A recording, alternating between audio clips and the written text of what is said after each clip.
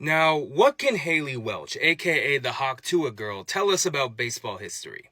Well, to me, Haliey Welch throwing out the first pitch at a Mets game is a pretty clear reference to the spitball, right? Back in the day, pitchers were spitting on that thing, right? They were using saliva or other materials to influence the movement of the baseball.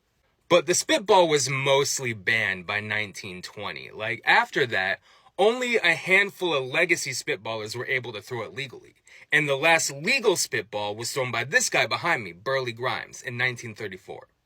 But some people miss the spitball, including Ford Frick, who was the commissioner of baseball in the 1950s and 60s, right? He was basically like, actually, the spitball was good, actually, and we should bring it back. But despite what I'm assuming were his best efforts, it was not legalized.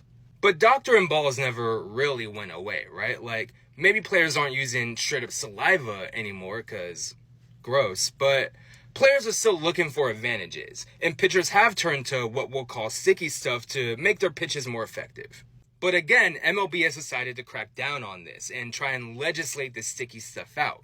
And in 2021, they started inspecting pitchers after every half inning to make sure that they weren't up to no good. And you know who's had trouble with this? The New York Mets, where Haliey Welch was. Right, earlier this season, Edwin Diaz was suspended for a foreign substance.